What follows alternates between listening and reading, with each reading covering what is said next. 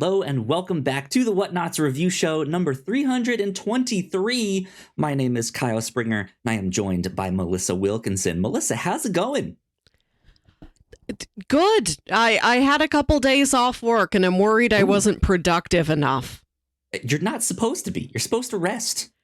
No, I don't like that. I don't like that answer. You're supposed to rest and relax. Let all that stress go. Have a nice Mountain Dew dragon fruit that I have here. What all did you do on your day off? What's the name of the Mountain Dew dragon fruit? Literally that. Mountain Dew dragon fruit. Come on, Mountain Dew. Yeah. It's Mountain Dew dragon fruit. I've never had a dragon fruit in real life, so I don't know what to expect with tasting this. This is the new Walmart exclusive flavor that's replacing the one that they used to have, the Frostbite, I think it was. I was looking at the Mountain Dew wiki page. There's no real interesting facts about this, except it's dragon fruit. That's I think it. a dragon fruit's spiky. I'm going to look it up now. I had a couple shows to go to. I tried to catch up on some housework, but one day there was a surprise last-minute water pipe maintenance at my apartment complex. So I'm like, well, I can't stay home and do housework if I don't have any water. So I needed to kill a couple hours, and I just went to a mall. Sounds about right for what I know about you. Good stuff. What have you been up to? I've been playing a lot of video games. I just beat Death Stranding 2, and I also just downloaded the new Donkey Kong Bonanza.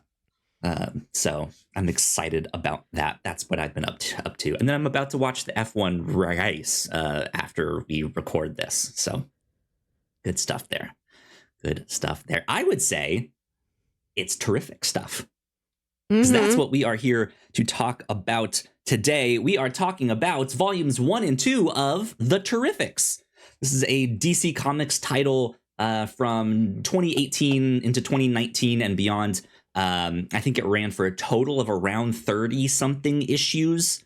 But we're only writing the first 2 volumes, which covers about the first 13, mostly the first half of this series here. And I think it was a good chunk for us to check out and read. I feel like it even ended on a good note of like, oh, that was good. Yeah. Two volume chunk, right? Yeah. Feels conclusive. Indeed. Now, Melissa, everyone has been talking about Superman and Fantastic Four and all that stuff. Have you gone to see them a second time at all? Not yet. That's A-okay. Must I? I'm only asking because I know a lot of people out there are trying to do like double features of like, that does let sound me go nice. Have a super fantastic weekend, right? And so as we were looking at our schedule of like, all right, here, what movies can we do? What can we put here? What can we put there? I suggested some comics because we had a handful of movies coming up that we wanted to cover. And I was like, let's change it up a bit. Let's do a little bit of comics. And I suggested The Terrifics because this is DC Comics' take on the Fantastic Four. There's 4 of them. Kind of the elevator pitch of what this what was supposed to be. They're a family. They have the one that is the thing like the monster like one. They have the stretchy one. They have the smart one. They have the girl. Right. They invisible. have both groups have the classic 4 character archetypes: genius, gruff, goofball, girl. Yep. The 4. Yep. Fantastic Four. Yeah. And we thought this would be a good one to cover because of the Fantastic Four movie that just came out. But also since Superman just came out and a lot of people were introduced to Mr. Terrific and Metamorpho, who are 2 of the characters in this book, we thought this would be a neat way to kind of combine both of them and get some more of the new characters that we met, but also kind of get a Fantastic Four type story in this. So yeah, we thought that would be fun. Melissa, I know you know that Marvel and DC Comics kind of riff on each other every now and then. They have the well, they have the Marvel version of that, or they have the DC version of that. Had you ever wondered what DC Comics take on the Fantastic Four? Like, did you ever find yourself being like, I wonder if they do have like a Fantastic Four style team? No. Again, should I? Is this what my thought diet must include? I wonder about a lot of things. We're going to talk for 30 straight minutes about Plastic Man later. I have a lot of questions. Yeah. This is mostly a Plastic Man episode from here on out. We've never encountered him before. Maybe he's like stretching and looping through the background of some big group book, but that's it. Yeah. But no, I did not draw a map of the one-to-one corollaries, which maybe we could do. Maybe that's a whole episode where I throw you a property and you tell me the other franchise's version of that property. Right. Yeah. Yeah. This is a book that I think I had only read the like free comic book day, like here's the 0 issue, or it wasn't even that. It was like the first like 3 or 4 pages of this book that DC Comics put out as a like, here's what we have coming up soon. And it looked really interesting. The art was fantastic. And I was like, I kind of need to check this out. But this was also right around the time, if I'm not mistaken, that the like DC Comics Universe Infinite, whatever they named their app, was just starting to get off the ground. And I think at that point I was like, well, I kind of just want to wait for the app and like pay my subscription and read as many of the comics as I want. And by the time I got looped into all of that, I had not read this book. And so I kind of missed the boat on this. But I had always heard good things. I wanted to go back to it. And so I'm happy that we did get to go check this one out. Because, yeah, I had a great time with this one. These first 2 volumes were a lot of fun. We should mention that these were written by Jeff Lemire, with art by Ivan Reis and Doc Shaner and various other artists. I recognize the name Doc Shaner, but I searched at least our episode descriptions, where often I credit the lead artist for a comic series, and I could not find that name. What would we know Doc Shaner from? He maybe did some artwork on the Shazam comics that we did. Okay. He has a much more like classical comic style. He may have done a few like variant covers for Love Everlasting or something like that. Okay. But I don't know. We haven't really encountered much from him. But yeah, he's a fantastic artist. So yeah, after these first 2 volumes, I know Jeff Lemire leaves the book. I'm not sure what he jumped onto after that. But yeah, we only read these first 2. It was a good time. Melissa, what did you think of these first 2 volumes? It is an interesting team composition. I liked getting to spend quality time with some side characters. There's practically none of the big guys that we're used to, though we've spent plenty of time with in the past, you and I. Batman, right. Superman, Lanterns, Flash, et al. We've never really done as much Wonder Woman as perhaps we should have, but we all know her. We're familiar. I couldn't tell you many things about most of these characters. You'd never heard of Phantom Girl either. Yeah. Which I don't know if she's a new character for this book. She might be. That's kind of the vibe that I got, that she was a new character. She does have a whole neat and complete origin story here. Yeah.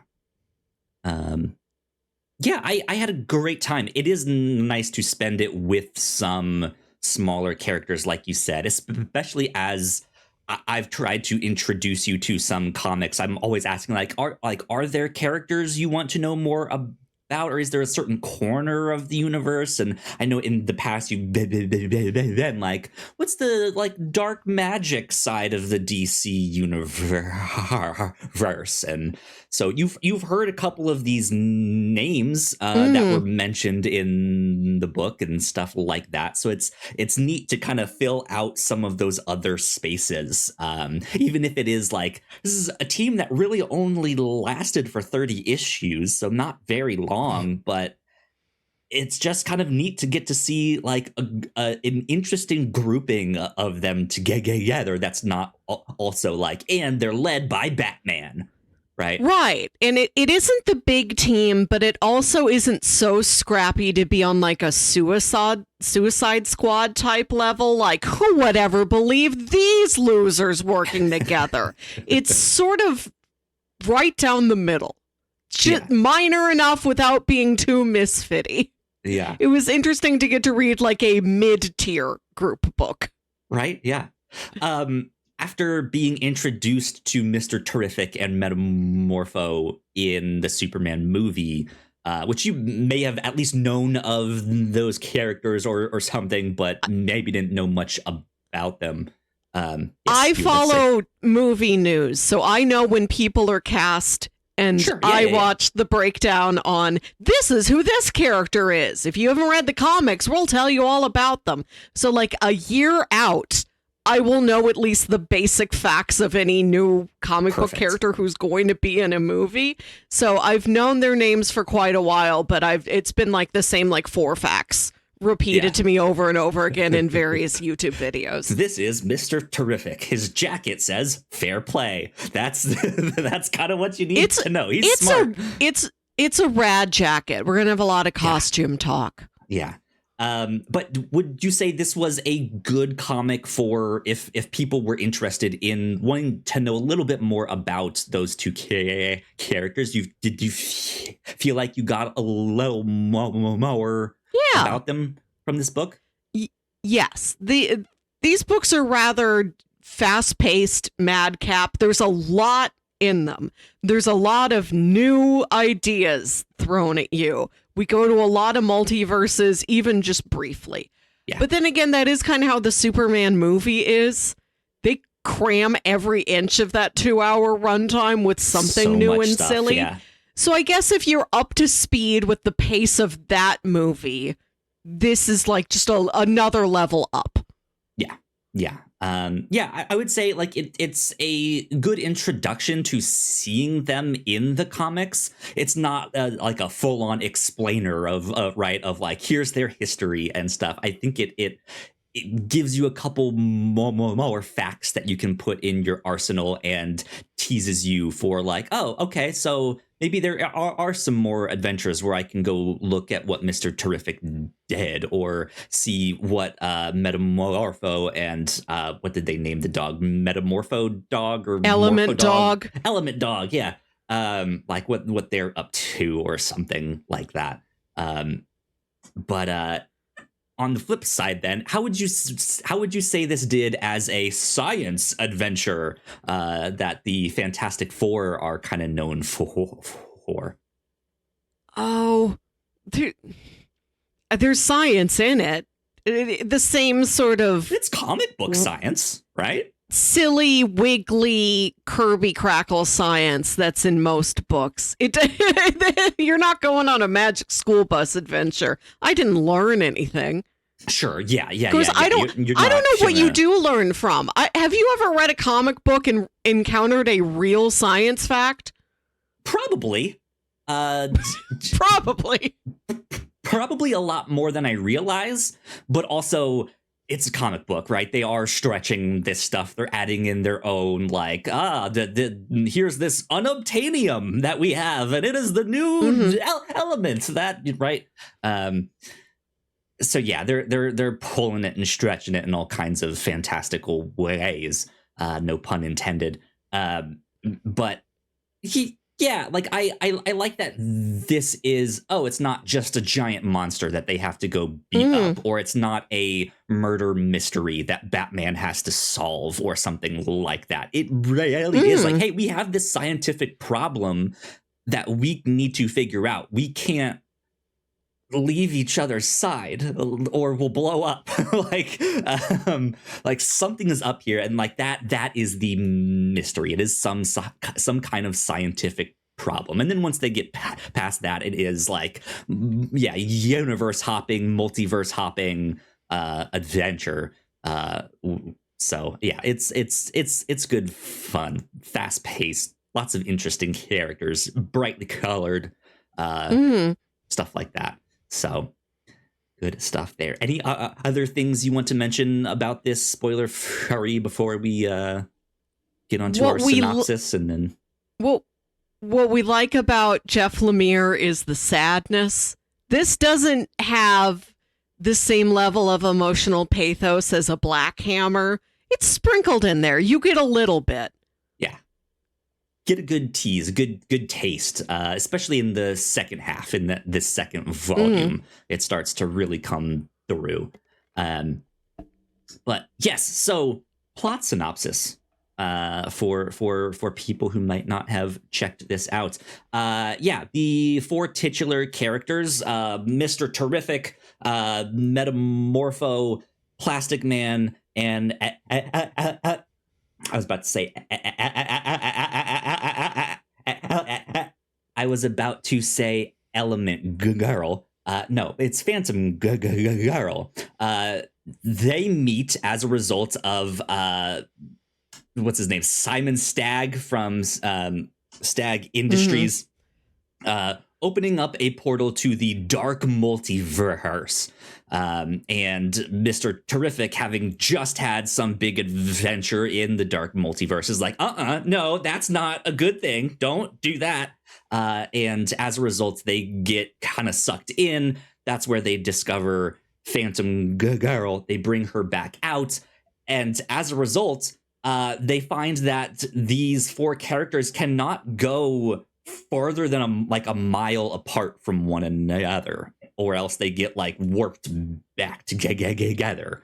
And that is the like constraints of why they are a team, in air quotes, and why they have to go on these adventures together. That is the problem they have to solve.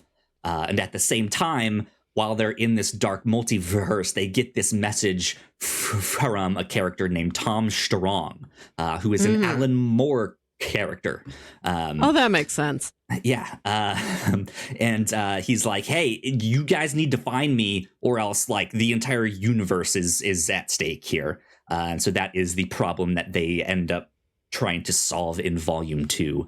And yeah, they go on these adventures together. There is also a Doctor Doom analog that shows up in this. What's his name? Like a Dr. Destructo. It's something like that, yeah.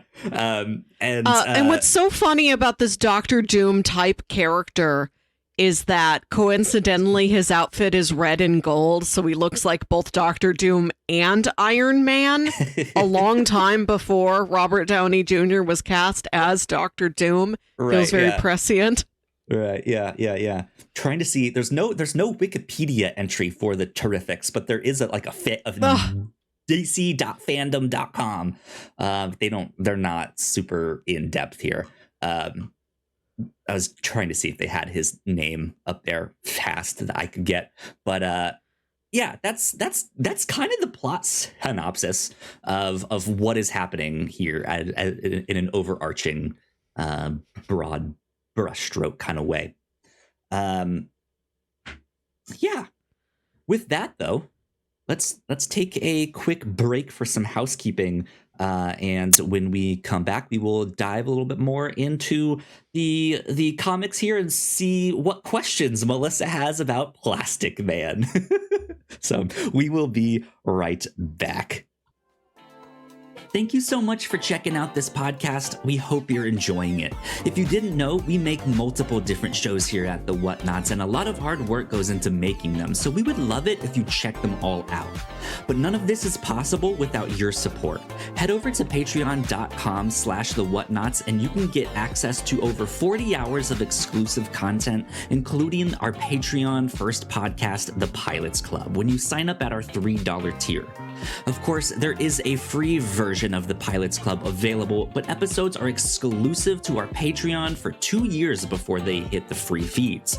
If you're interested in buying merch, we have shirts, hoodies, mugs, and more for sale over at thewhatnauts.com/store. Another great way to help us out is by subscribing and leaving a nice rating and review on your podcasting app of choice. You can also subscribe to our YouTube channel for video versions of the show, trailer reactions, and live streams. And lastly, you can always find out more information about the shows we make on our website, thewhatnauts.com. All right, and we are back. A big shout out to all of our Patreon supporters. Thank you so much. We appreciate you. It means a ton. Over on the Captain's Log, or no, not the Captain's Log, the Pilots Club. I am all over the place. This dragon fruit Mountain Dew has got me too strong for you. Too strong. Too much dragon. Over on the Pilots Club, we just released our episode on the Hardy Boys, the Hulu series that ran for 3 seasons. We watched the pilot of that to check it out and continue our Year of the Detective over on the Pilots Club. And then over on the free version of the Pilots Club, we released our episode on Veronica Mars, the first episode of that. So kind of an honorary Detective Month inductee with that one there. That is one that I want to go back to eventually and check out. That was a fun one. Veronica Mars. Let's see, right here on the review show, Poker Face seasons 1 and 2 is what we covered last time here on the show. We had a blast talking about that. Lots of good detective stuff happening here on at all of the Whatnauts podcasts, it feels like. So yeah, go check out our episode on Poker Face seasons 1 and 2. And then finally over on the Captain's Log, happy birthday, Luigi. Shout out to this unknown man named Luigi that Melissa saw had a birthday because of the long 70 ornaments. He's Also, 70. Happy belated 1,000 episodes to us here at the Whatnauts. We're about to hit our 10-year anniversary. The Whatnauts as a whole has done over 1,000 episodes, which is kind of wild to think about. So congratulations to us. A big old pat on the back. Also over on the Captain's Log last time, Melissa and I got to talk about our thoughts on Fantastic Four First Steps. So if you want to hear our thoughts on that, go check it out, as well as The Bear Season 4. So go check out all that fun stuff. But yeah, that is about it for housekeeping. So let's get back to the Terrifics. Let's get into some spoilers for the Terrifics. Melissa, this was your first time experiencing Plastic Man. Truly an experience. A character I knew, only that I knew his power set, I knew his name, I knew the tone of the character. I think I had seen him around, had never had one-on-one quality time with Plastic Man. I'm obsessed with this guy. I want to see everything he does. He turns into stuff. Yeah. He turns into a lot of stuff. Reed Richards doesn't turn into anything. He's just himself, but longer. He's never like, I will now take the form of a bulldozer. Yes. Yeah. And he only stretches really when he needs interesting character, if nothing else, just for all the like shapes that you can see him in. Right. He will just stretch around for no good reason. Like, it'll be a dialogue scene where his neck is just 4 feet long. For what? To what end? Why? Yeah. That's what I love about this. It's just pointless. He's relaxing and he's just like melted on the bed and he's like big pile of spaghetti, right? Like we all have our like funny, nervous little tics or like something we do with our hands when we have nothing else to do with our hands. But with him, it is writ large and writ cosmically horrible. It's all the things that happen in a body horror, but it's funny. Yeah. But it's still the same things.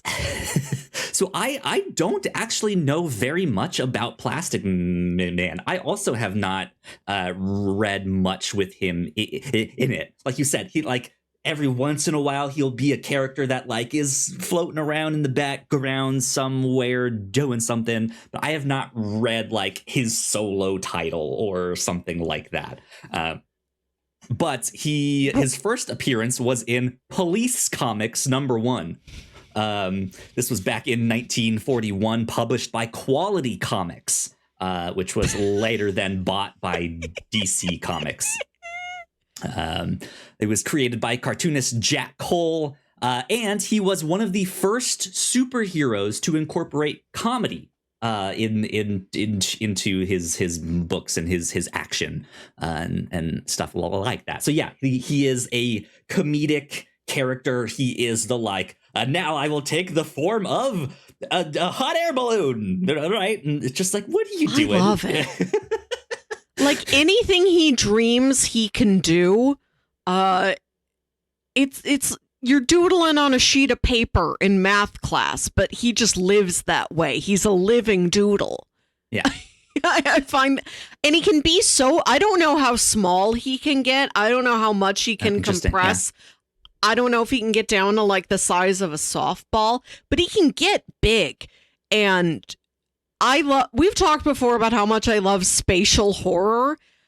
Plastic Man is body horror and spatial horror all in once, because he's big enough that he could be the whole room around you. You could be in a room and not know that room is Plastic Man. He could be anywhere. He could be doing anything. Any object could be Plastic Man. Any space could be Plastic Man. Yeah, it's fun because he will change into all these different things, from like big vehicles that can help his other teammates to travel and stuff like that, which is then like weird to think about, that they're like sitting in him or on him as like tire treads that are actually his legs are revolving. Like, I don't want to know how that works. Right. Nothing seems to hurt him. Nothing hurts him. It seems like he can do anything. But then he'll also do smaller things. Like we get a scene of him in the second volume making a gas mask for Mr. Terrific out of his hand. So somehow, even just in the shapes he can make, he can like filter out other elements or something. Like I don't know how that works, but like he just makes stuff with his body in the same way that like a Green Lantern might use his ring to project all of these big it's exactly things. Like that, but it's made out of him. That's him. Yeah. It's a lot of fun. Would you believe that there are 2 stretchy characters in the DC universe, Melissa? I know there's a guy named Elongated Man. Is he here? Okay. Yeah, he's in DC. That's exactly who I was mentioning. Ralph Dibny, the Elongated Man. And he is a little bit more like your Reed Richards like stand-in, except he's into the science stuff. He is also comedic, but in the way that Reed is. Like, even though he's married to Sue, he's actually married to his work, maybe a little more. Always right? and forever. Yeah. Ralph Dibny is 1,000% the wife guy. Like, oh man, he loves her and is just like, I'll do anything for her. I love her so much.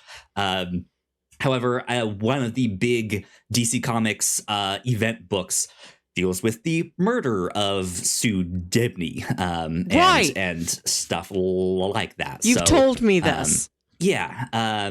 So yeah, there is like stuff out there, but that's kind of all I know about the stretchy characters in DC. Stretchy is fun. I love Stretchy.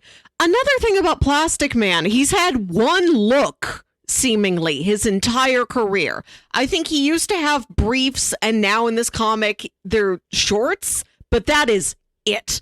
Yeah. He isn't like Batman or Superman where he's gone through a progression. No, he looks one way. They've not really redesigned him. And he's got this, like, it's sort of like a circus strongman kind of look where it's like all chest. It's like the deepest V down to the navel. And I know there are male superheroes that don't really wear a shirt at all, like the Hercules from the Thor comics, I think, just has some sort of like a harness.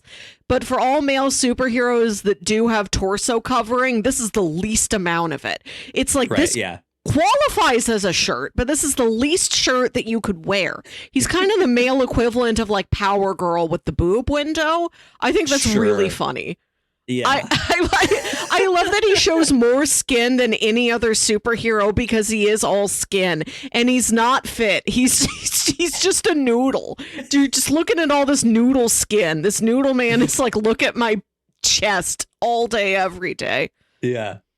Yeah. It's kind of fascinating because like it's so simple, but also when he stretches so much that the suit kind of doesn't matter.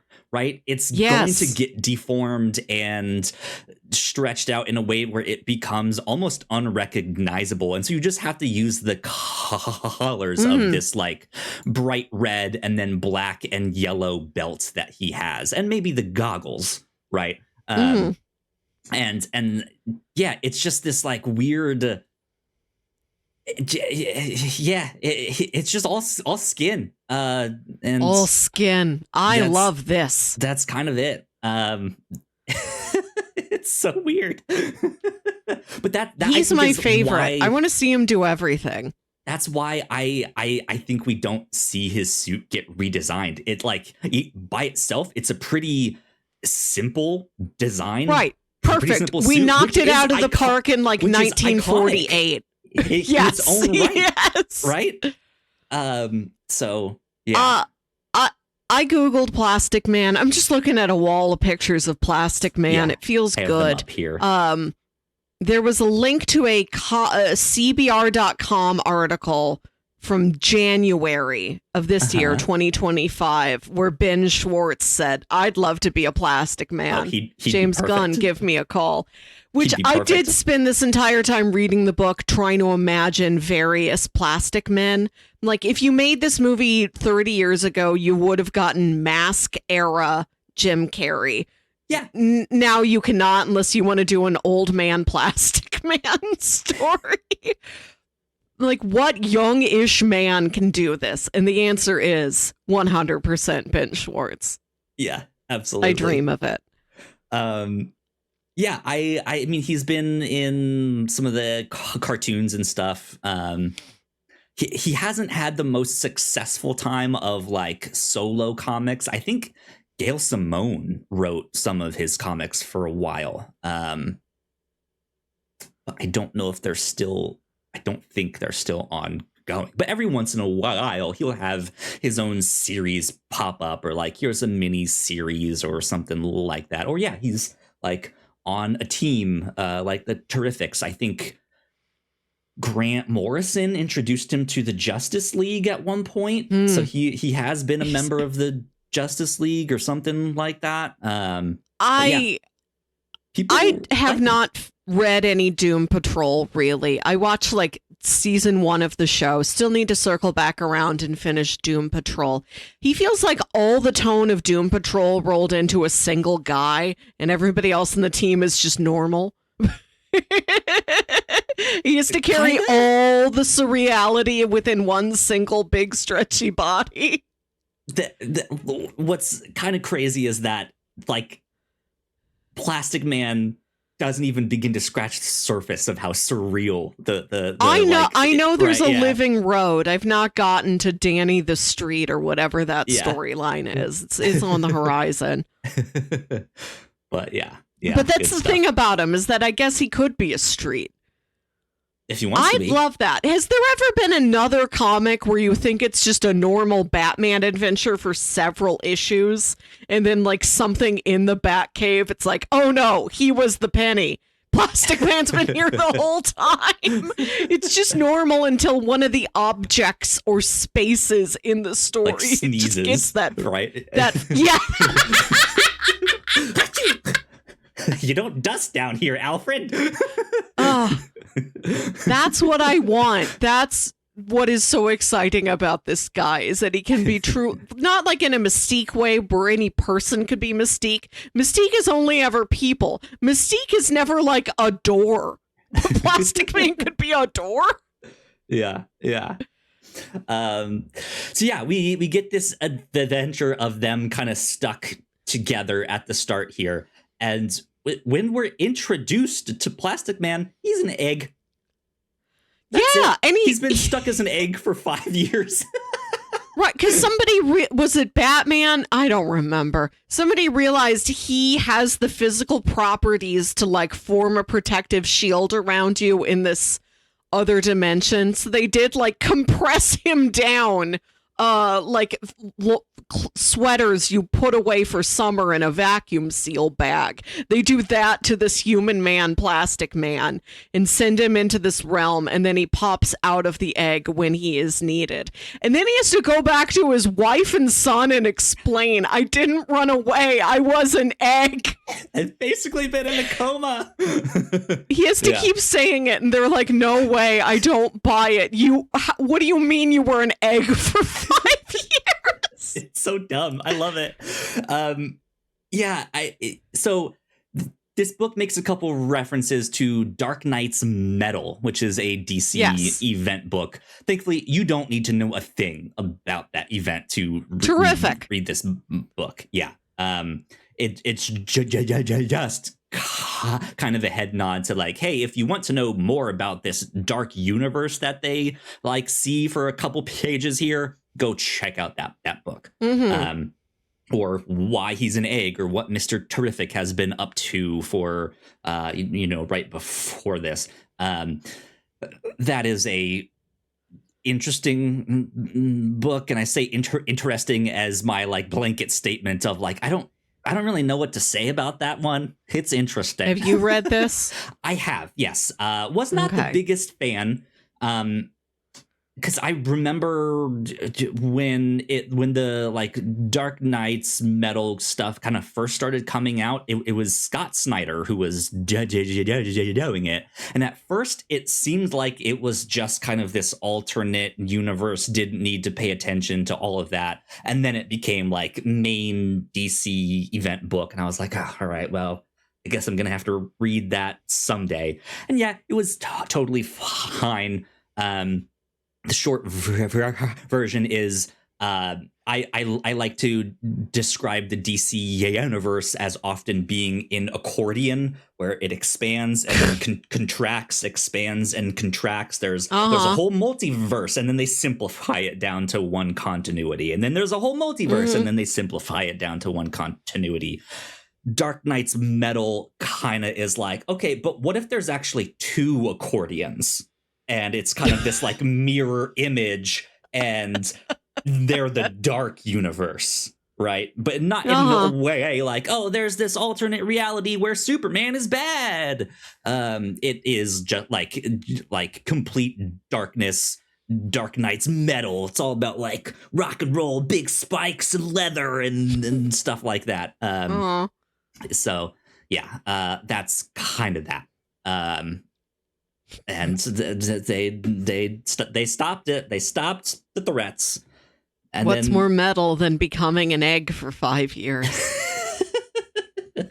Becoming a metal egg. But yeah, so that's kind of what happens with that.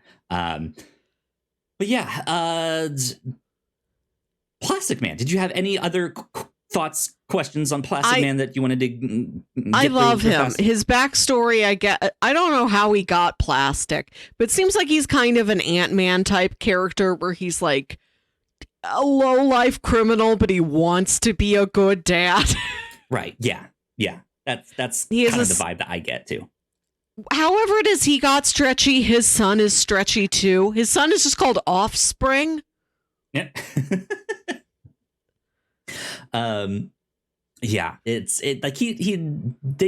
do, especially in the second volume, like we mentioned, we do start to get to see these characters' home lives and their actual families and see what their relationships are. And let's just jump straight to what happens with Plastic Man here. Yeah, he has to convince his family that he didn't just run off and disappear for 5 years. He's actually like basically been in a coma, and his son, who he really hasn't gotten to meet or spend much time with, now hates him because he has powers too, and like doesn't know how to deal with them. The mom is like, I don't want to speak with you, I don't want to hear from you, you're a terrible husband, right? But he spends an afternoon with his son and ends up bringing him on a later adventure. But in this afternoon, they, do some normal father and son things like play basketball in the park. And then they do some not so normal father-son things like steal the Batmobile. Because he's like, I can steal the Batmobile if you want to take a joyride and do something fun, right? And he's like, are you serious? Let's do it. And that is kind of what wins him over, as he realizes like his dad does actually know like these bigger DC characters that his son would have heard of and maybe admires or respects, or knows that like, hey, the stuff that they do, it's so big and so important, and sometimes they get pulled into another universe and they're gone for 3 years and then they come back. So like there's a level of understanding there when he's like, hey, like these are the people that I hang out with, and I might not be a good dad, but I'm actually kind of good at some of this stuff. Right. So gotta be a hero. Yeah. Do you think the Batmobile has been in more comics than Batman himself? Does the Batmobile actually do more of the cameo? I don't think so. Okay. But I thought I'd ask. That is an interesting thing to think about then, of like, when has the Batmobile shown up in other comics without Batman, and does that add, or like how much of the difference does that make up? The illusion of Batman, like it drives by and Batman's in there, but you don't see him, or there's just like a hand coming out of the window. Peace side, right? Just yoinking a McDonald's drive-through bag. Who is the biggest superhero that does not have a spin-off version? Like, we've got Metamorpho, and then we have Element Dog. We have Plastic Man, and then we have Plastic Man's Plastic Son. Everybody's got, like, the sidekick, the child, the relative, the dog, the something. Is anybody just truly the only one of them that there is? What's the biggest character that is a one of one? I don't know. I would think Cyborg. Oh, good answer. Yeah. Because not to say there aren't other cyborg characters out in the DC universe, but not one that's like directly related to him. Yes. Right. There's not like Victor Stone's second experiment where he's got like a new little brother that's even more of a cyborg than he is, who's 90% robot, 1% boy. Yeah. But yeah, most of them do have some kind of thing, or even if they aren't blood related or aren't like related by origin, is like, hey, Donna Troy is Wonder Girl, right? Exactly. That's what I'm talking about. Who has no sub-franchise of themselves where there's other characters that are part of the same action figure pack, you know? Yeah. Like maybe they've got friends and relatives, but they are the only one of their power set and like superhero brand identity and lineage. And legacy, yeah. Interesting. Yes, something like that. I would think. Okay. Cyborg's a good answer. Thank you. Yeah. But then other characters, like we do get to see Mr. Terrific's backstory. That he did have a wife who died in a car accident, and that is the event that kind of led him to being like, and I will let no one get close to me ever again. I will not let my defenses down. I'd love an infographic on top sources of wife death in comics. What percentage is car accident? What percentage is supervillain? What percentage is disease or city destroying catastrophe? What kills the most wives? I wish something like that existed. The closest thing I have is this book called Super Graphic by Tim Long. And it is a visual guide to the comic book universe. And it is just all sorts of different I love that. graphics of stuff. Like here is the character weigh-in. Sometimes weight means power. You wouldn't think so by looking at him, but Kingpin is all muscle mass. The same can't be said for Chunk, who is aptly named. Here's how superheroes and villains in the Marvel DC titles compare on the scale in pounds. Juggernaut, 1,900 pounds.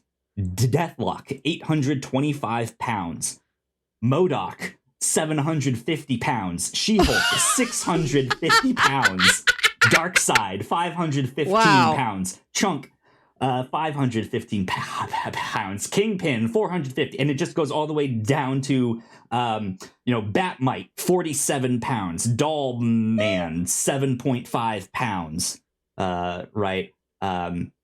There was one in here I remember that was like, here's the ratio of how often different pizza toppings show up in the original Ninja Turtles. Yeah, like here's all the ones that they use. It's stuff like that. Oh, okay. So yeah, I mean, who knows? Maybe there is like a super graphic volume 2 that has the like, and here's how all the wives died.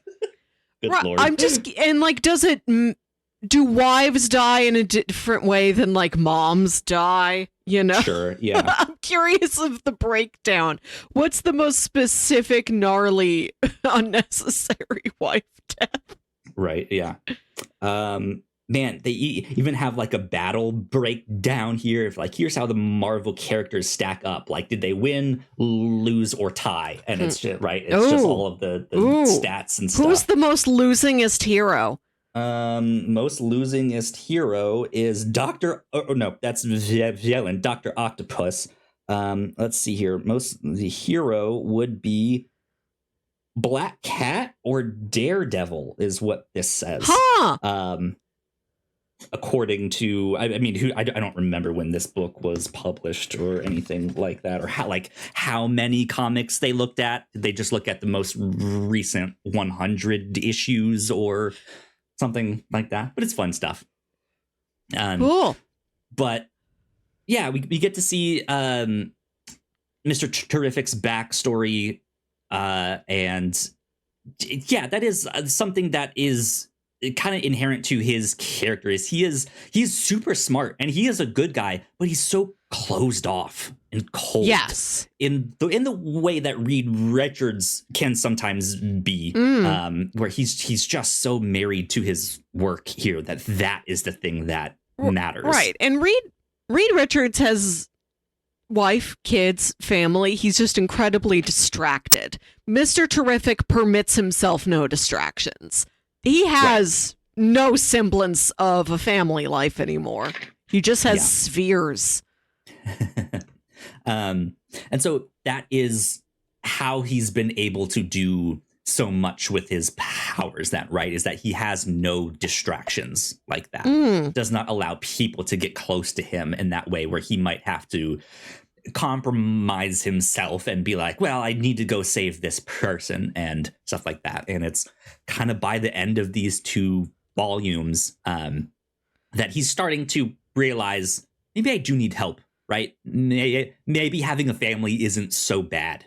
And through the multiverse hopping that they do, he gets to meet a version not of himself per se, but of his wife, who is the Mrs. Terrific. And it's just their stories are swapped, that he was the one that passed away in the car accident, and stuff like that. And I think that's a really great moment for him or for both of those characters, actually, that they have this draw to each other of like, I've missed you, I love you, but science. I know you're also not my wife, and there's a mission, and we need to focus on that. And like, there's just this cathartic moment right here that I can get some closure or something, right? But I need to focus. And yeah, I think that's a good moment for them too. But I like the kind of family dynamics that this team ends up with here. What did you think about Phantom Girl?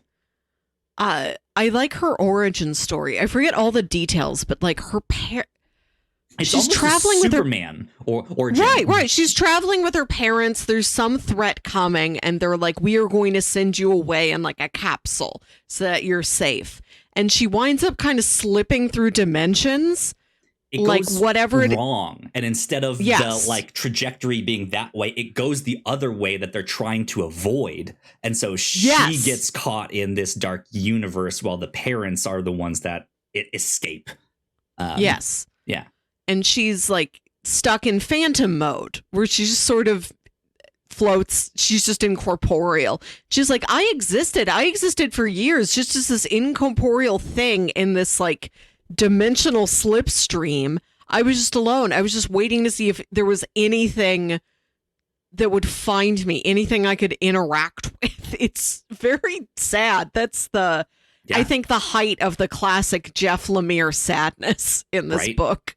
Yeah. And then to be brought back and still not be able to touch stuff because her powers will somehow like explode things.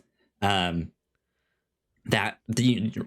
like be so close to like, I can finally touch things and not immediately be able to do that, to then return home and realize home isn't what I left it. My mom is old now. Time worked differently in this Dad's other place. Dead. Mom is old. And now mom she can't wants to marry me off to some She's like, we have to make up for lost time. She's, I guess, some sort of a royal. It's like, you are the next in line. I am about to die. For this line to continue, like, girl, you got to get married. Right, yeah. Welcome to the suitor ball. And when they take her back to her home planet, they can't even stay there because there's the thing where all the Terrifics can't be more than a mile away from each other or they die. So it's like, we can take you home to visit. Is back home. Right. My science is on Earth. I'm not moving here. So they take her to go see her old mom, who thought she was dead for the first time in decades. And it's like, all right, well, lunch is over. We got to get back to the Terrific base. Yeah. They still got some issues to figure out.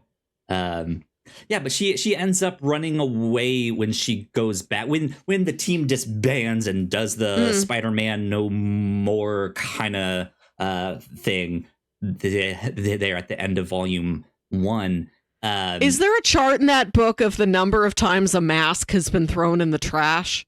I don't know. I'm not sure. But that is a very popular homage. As I have the like artwork cover in that back corner right up there on my screen there. But yeah, she returns home, and that's when she finds out she needs to get married. And she's just like, I don't want any of this. Like, coming home was nice to get to see you, but home has changed so much that this is no longer home. And also, I've changed so much that I'm not really your daughter. I mean, I am, but I'm not the child that you lost. I'm someone else now. I'm my own person. And so, yeah, she decides to run away, and she's the impetus of like, I'm going to get the band back together. We need to be a team, be a family. This is my real family, even though she just met them like a week ago. But they bond. She calls Metamorpho Rexamorpho. That's very cute. Yeah. Hey there, Rexamorpho. She's the one who adopts Element Dog. Yeah, which is kind of inexplicable that he's still an Element Dog, since they did the thing to like reverse everyone's powers. So what? Why is he still there? I don't know, but he's still there. Good. He's just a dog. He's fun. So in the splash page where they go to the city where everybody is being metamorphosed, everybody is turning into an element, there's a guy running away. I'm going to show it to you on my phone. It's this. Do you remember this page? Sure, yeah. I don't know if you remember pages. There's a guy wearing a very specific graphic tee. This probably did not register with you and meant nothing, but this is incredibly significant to me. I did not notice it, and I can't read it from your phone. What's the significance of this shirt here? It says, "Hey Nong Man," which is a catchphrase from the Comedy Bang Bang podcast. Of course, and this is in fact the actual like official podcast merchandise. This was a real shirt you could have bought. Perhaps you can still buy the Hey Nong Man shirt. And I know this is not the first time we have seen that Easter egg. I think this is a common thing to throw in. I know I've seen it before as like an example of weird alien language. Like you go to a strange planet and some gloopy green guy's like, "Hey Nong Man." That's funny. Yeah, there's I love when our artists put stuff like that in the artwork. You know, they go into someone's bedroom and they have a musician's poster on the wall, or some shirt that says something. Or I know. I wish there was a way I could go through and comb through every time I have found a comedy podcast Easter egg in a comic book. Because that realm, specifically, comedy podcasting, there has to be some Reddit thread that has counted every Comedy Bang Bang Easter egg. There must be. I bet comics. There's dozens. Yeah. Good fun. I like when they do stuff like that. It's great. And it gives me a factoid to tell you, whereas you're normally like, the thing you need to know about Sue Dibney is this. Yeah. And I'm like, this is a thing Jason Mantzoukas said once. The thing you need to know about this random guy's shirt in this one panel is... See, I can do it too. I can do it too. Good stuff. Or when like a character is drawn into a comic that's like, oh, that's obviously Brian Michael Bendis. Right. Like, and I'm like, that's Paul Scheer. Exactly. Good stuff. Let's see. Metamorpho. Let's talk a little bit more about him. What did you think of his story here? I like the struggle between him and his girlfriend, Sapphire Stagg, who is like the only daughter of this crazy, rich, standard comic book villain guy who's having trouble sort of seeing what a problem that is and what a toxic relationship it is and trying to get out. And Rex is like, I want to be with you, but you have to give up on your dad.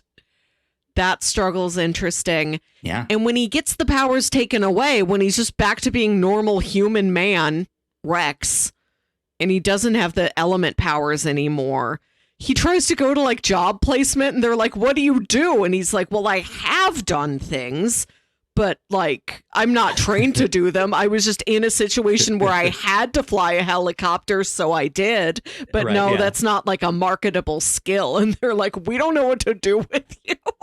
Which is an interesting thing because like there is a certain degree of job interviews where if you have the experience, you can kind of just do it anyways, right? You don't need that college degree or stuff like that. You can fly helicopters. Great. Is there like a helicopter service in the area that you can do? Like there are rich people who can take helicopter Ubers. Right, and the stuff Blade. like that. Can you be a helicopter Uber pilot? Right, helicopter chauffeur. But also, he's Metamorpho. He can change into any. He can change into any element. He knows that stuff, like in and out. He'd be a good scientist. Right. Or yeah, at least he like must know that research stuff. Assistant at the very least. That's true. I always think it's funny that there's superheroes that are named after like an animal that must know not. How much does Spider-Man really know about spiders? Not enough to like go to like a spider science lab, probably. He's just like, whoa, I'm sticky. I have web like a spider does. I think over End the of years, spider relativity. He certainly has, but that has never been the like, and that's the crux of his powers. He knows everything about spiders, right? Right. But you're right. Metamorpho must know chemistry. He has to be himself. Yeah. Yeah.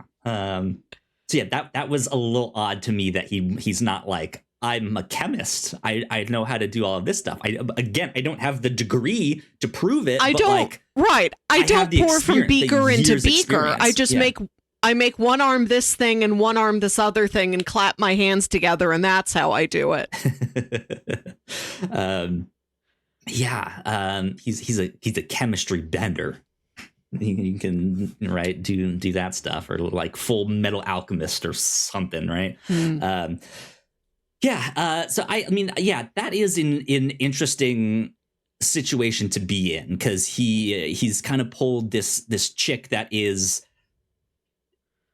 kind of rich and is like well above his league. At least in terms of like class status, and she just adores him, but also is like doing, I don't want to say typical, it's not the typical, but like typical in like comic book stuff where like she is trying to manipulate him to be like, oh, well, what do you mean that I'm not good, right? Like the stuff like that. He's just like, no, I love you. That's not what I meant.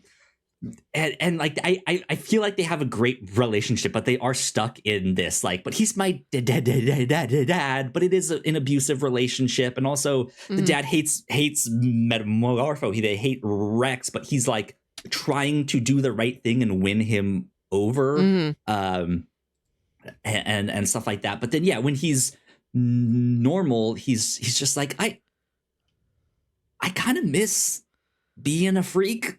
I kind of miss being a weirdo. Like I was good at that. I could fly helicopters, right? I could do chemistry.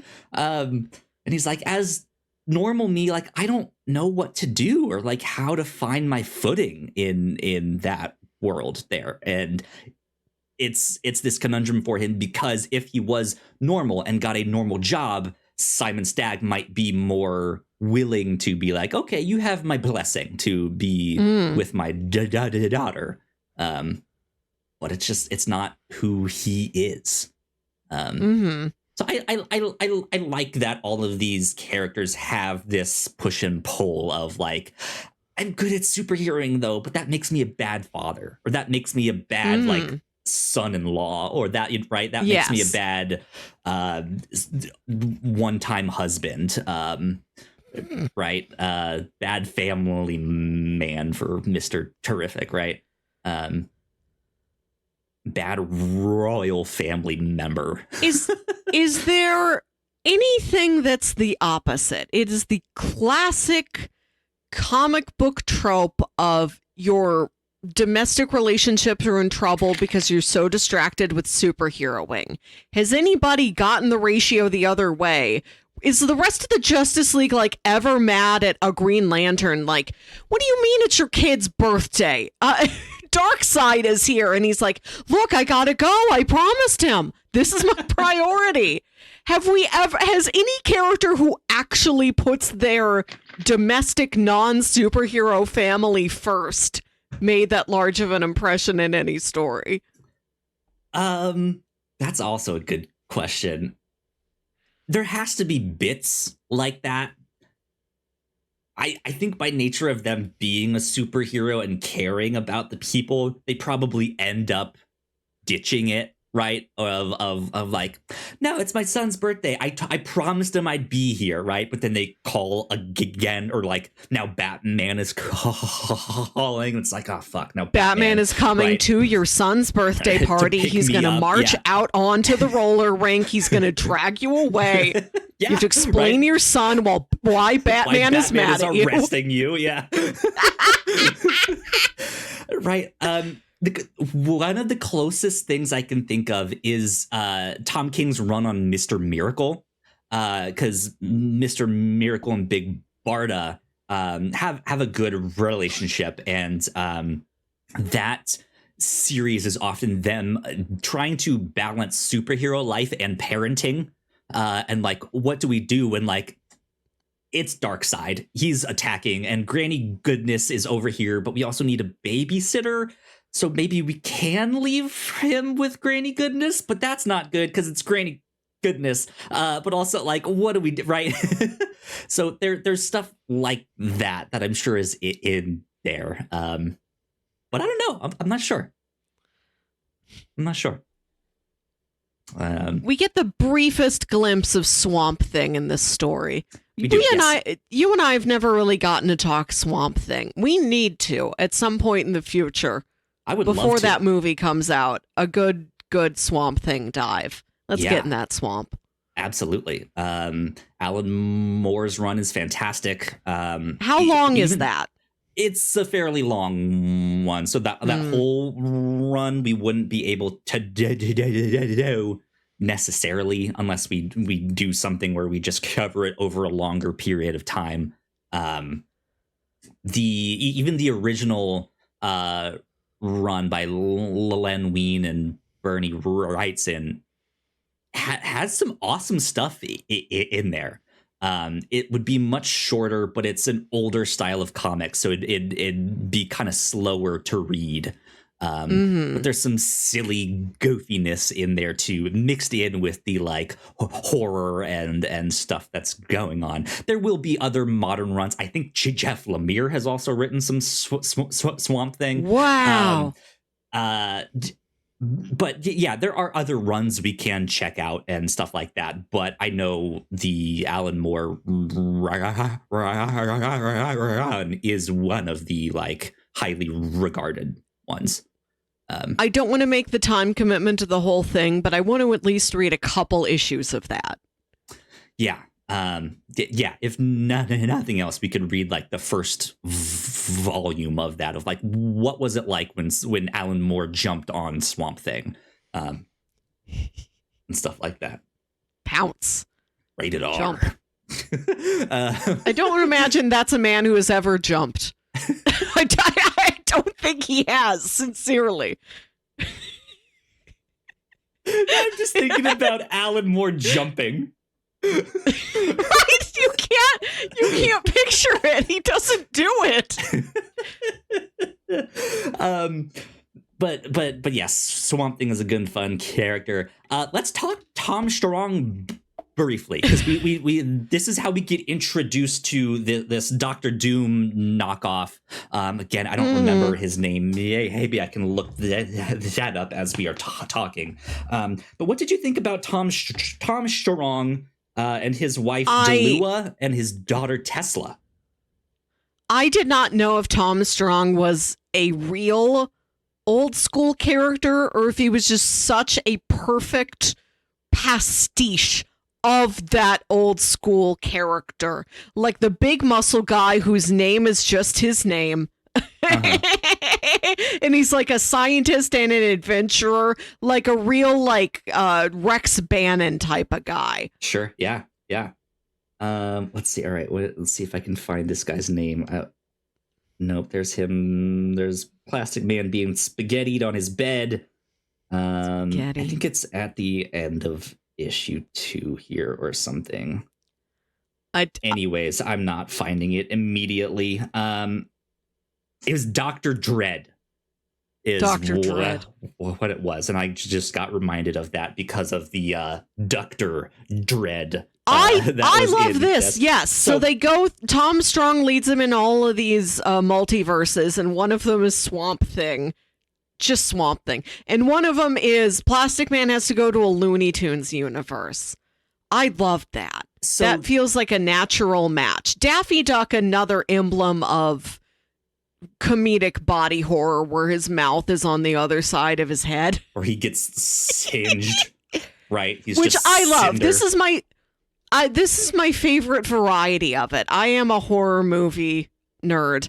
But I love the not body horror, but body comedy. The stuff like slapstick Plastic Man and horror. Looney Tunes. Right. Where it's so slapsticky, it's like, this is unnerving. That narrow realm is my favorite place to be.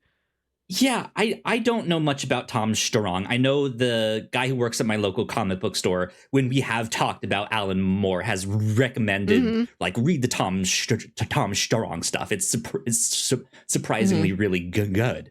And what I learned about Tom Strong, just looking him up on Wikipedia before we did the podcast and stuff like that, apparently it is Alan Moore kind of doing this pulp hero who then travels to these other dimensions that are basically other genres of comics. And so, yeah, you do get a world that is a more like Looney Tunes style thing. You get a world where it is a future Aztec stuff, and which is what we see here in the Terrifics. A lot of what they do and where these like these other universes that they go to is the kind of stuff that you would see in the Tom Strong comics. I was looking it up. Apparently the first issue of Tom Strong is about a kid reading a Tom Strong comic in which he's so engrossed that he's missing out on Tom Strong saving the city in the same like subway car that he's in, right? He's just reading this comic that is like telling the same story. So it seems like there's also some kind of meta layer to this, which makes a ton of sense for Alan Moore exploring the ins and outs of comics and comic genres and what they mean and how they interact with one another, and stuff like that. But yeah, we get a knockoff Dr. Dread, which is Dr. Dread, which I just think is great joke. Dr. Dread. Does what's his name from Marvel Comics have a Dr. Doom in his Howard universe? the Duck? Yeah, does Howard I don't have know. Dr. Doom? We don't know very much about Howard the Duck. I don't, yeah. Maybe next year. Chip Zdarsky. Howard the Duck. We could read that one. That'd be a fun one. Welcome to Chips Ahoy month here on the Whatnauts. We're reading all Chip Zdarsky comics. That'd be a great name for, like, let's look at the works of Chip Zdarsky. All his, like, superhero stuff, all his indie stuff. Like, here's Chip Zdarsky. It's just called Chips Ahoy. Good stuff. Yeah, I liked Tom Strong because he's not just one homage, right? He is not like, oh, he's just Doc Savage. Well, he's a little bit Doc Savage, but he's also Captain America in there. But he's also like Inspector Gadget in there. But he's also kind of like Batman, but he has his own layer and butler, but also right, like he just has a little bit of everything. I thought his wife was fantastic. His daughter was fantastic. He just seemed like it was good, fun comics, which is kind of exactly what I thought of these two volumes here. They were good, fun comics. Not something that was like overly, and we have a very serious plot about saving the universe. It was just like, let's just have some fun. We're a family now, So, good stuff. Good stuff. Yeah, fun. Do you have any other kind of things you wanted to mention about the Terrific? Something we kind of skipped over because we jumped around a bit here. No, I don't have that kind of time today, but thank you. That is A-okay. I have to go to a bridal shower. Let's check in on our bingo real quick. Yes, there is an exciting bingo advancement. Nice. All right. Pulling up bingo now. I don't know if I have anyone unless you count Mr. Terrific as cool stepdad. No. You and I both have the same one, and funny enough, we both put it in the exact same place on our bingo sheets. I don't know how we did that. Really? When we flash briefly through a Bizarro universe, there's a Bizarro Superman carrying a McDonald's cup with the M upside down. McDonald's. So that gets us fake fast food brand. Amazing. Okay. Fill color purple. There we go. This gets you another bingo. Good for you. I think that gets me my first bingo. Which is kind of wild to think about because I have like it feels like I should have more than I do, but that's my first bingo. Just straight up and down, right in the middle there. I'm so close with a lot of them. But not enough to get a bingo. I think you have 15 left. I have 18 left. Okay.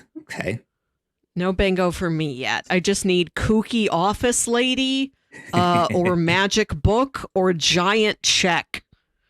Right. This also felt like a book we could have gotten a giant check in.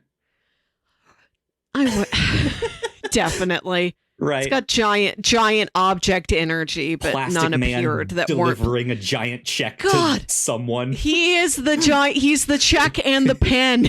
Yeah, exactly.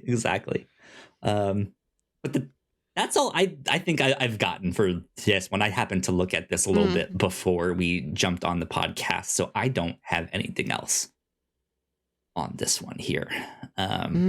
So that might be it for our bingo check-in. Let's get back over here. Melissa, let's go to recommendations. If people enjoyed the Terrifics, what else might they enjoy? We're big Jeff Lemire heads over here. On episode 40, we read his original sad Canadian slice of life comic, Essex County. On episode 106, we read his sad superhero pastiche comic, Black Hammer, one of my favorites. Yep. And on episode 127, we read his entries in Frankenstein and the Agents of Shade. I think Swamp Thing briefly showed up in that. Maybe. So quite a variety of Jeffs. Yeah, indeed. More highlights from our DC coverage. On episode 49, we watched Green Lantern, the animated series. Still one of the best. On episode 245, we read Shazam and the Seven Magic Lands, which also has a lot of silly world hopping in it, if that's the kind of comic book that you like. We talked about Dr. Dread, but on episode 162, we read Dr. Doom from Chris Cantwell. His run on Dr. Doom. That's a lot of fun. On episode 108, we read like the first omnibus of like the original 1964 Fantastic Four, like the old school stuff. That was a lot of fun. Issues, yeah. Yes. Yeah, that was a good one. I was really reminded. Please continue. No, are you going to mention, what is it, Marvels? The audio drama Marvels? Yep, exactly. On episode 62, we read Quantum and Woody, who come from Valiant Comics.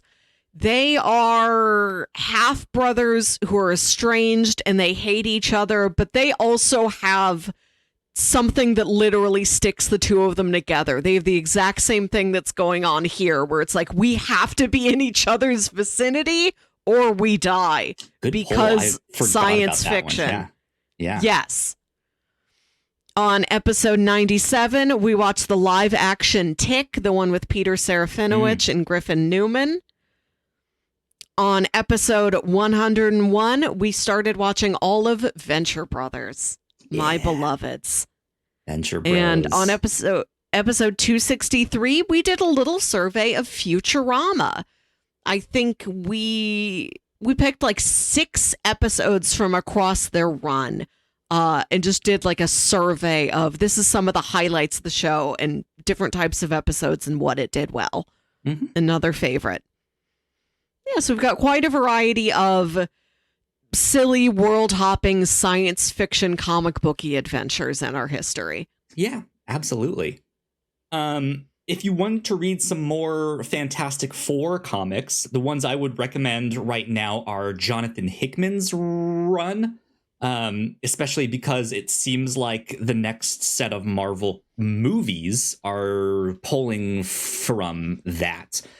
In his Fantastic Four run, he did a lot of these things called incursions, which seem to be what the MCU is pulling on right now, especially with the introduction of Fantastic Four and these different multiverses kind of running into each other.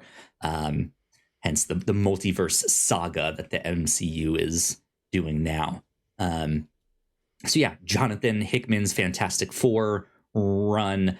To be honest, I haven't read much Fantastic Four comics in my lifetime, so that is a big blind spot for me. But yeah, I would say go check out those ones. If you want some Superman, even though we didn't really get to see Superman in these comics, I would recommend some of John Byrne's run on the hero. He started off with a 6-issue like new origin story after Crisis on Infinite Earths called Man of Steel. He continued on the book for a long time after that, and John Byrne's run on Superman is one of the runs that helped me like fall in love with that character. I've always been someone who's like, I don't know, he's Superman, he's strong, he always wins, right? And so I really didn't have that like, but he's such a good character, I love him, until reading John Byrne's take. And I think especially with the like kind of fun, fast-paced superheroics that we got here in the Terrifics, writing some classic Superman like that would be a good fit to check out. Earlier on, we also mentioned Cyborg. I would say more classic superheroes if you want good, fast-paced fun with some family drama and stuff like that. The new Teen Titans, Marv Wolfman, George Perez, go check out their take on the Teen Titans. All of that stuff is fantastic. And then, of course, if you like that, you can also go read Chris Claremont's X-Men, stuff like that. So, yeah. Some big classic comics there to check out. But yeah, those would be our recommendations. Next time on the review show, we are discussing a book called Secret Identity by Alex Segura. I started reading this last night. I've read the book once before. I've listened to the audio book. And this is what we will be covering on the next episode. It is a murder mystery set in the early days of the comic book industry. It takes place at a fictional comic publisher with some fictional characters who staff the place, but you will hear plenty of references to the comics of the day, the Batmans, the Supermans, their creators. You'll hear Jack Kirby, Stan Lee, Steve Ditko, all of that stuff. So yeah, if you like crime noir, murder mysteries, it's a lot of fun. If you are a comic book fan in general, I also really recommend checking out this book. There are some interstitials in the book here that are like actual comic pages and stuff like that. And if you are checking out the audio book version of this, they do like full-on audio drama stuff for those interstitials with like sound effects and things like that. So it's a lot of fun. I recommend either one if you are checking it out. It's available on Libby if you want the audio book. You just get your library card. You can listen to it that way. You can go check out your local library and see if they have the book there. Melissa, I think you said that that's what you were planning on doing. Something like that. I hope to be able to pick it up shortly. Yeah, it's a good one. But yeah, that's what we will be checking out next time. So with that, let's wrap things up right there. Melissa, where can the people get in contact with you if there is trouble in their city? You can email me at yourhostmelissa@gmail.com. Tell me your favorite wacky body horror stories. Did you go see Together? I loved Together. There you go. You guys can find me at Yo Kyle Springer if you want to stay up to date with all of the stuff we do here at the Whatnauts. We are at thewhatnauts.com on Blue Sky. So please go like, share, and subscribe. You guys know the deal with that. If you're watching this on YouTube, go check out more of our videos right over there on that side of the screen. That would help us out a ton. And yeah, this has been number 232 of the Whatnauts Review Show. We will see you all next time. Bye. Bye.